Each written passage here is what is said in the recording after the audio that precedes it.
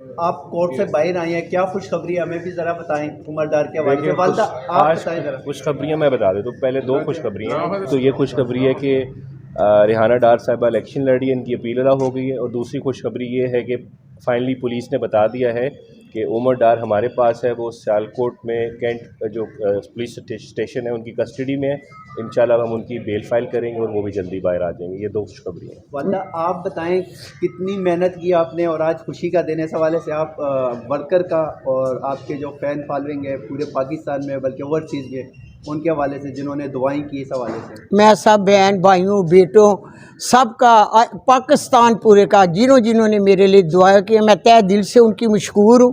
انہوں نے میرے لیے دعائیں کی، پتہ نہیں اللہ تعالیٰ نے کس کی دعا سن لی۔ میری طرف سے ان سب کو مبارکباد بھی ہو، ان کی دعائیں بھی اللہ نے سن لی ہے اور مجھے کامیابی ملی ہے، تو میں اللہ کا شکر ادا کرتی ہوں۔ میں ایک بار پھر کہنا چاہتی ہوں کہ بیٹے ماں دی دعا اللہ تعالیٰ رد نہیں کردا، تے ماں دی دعا عرش ہلا دیندی ہے۔ تے یاد رکھنا اج بھی میریاں اللہ نے سنیاں نے تے ماں دی ایک فتح ہوئی، ماں دیاں دعاواں دے نال میں اپنے اللہ دا بھی شکر ادا کرنی۔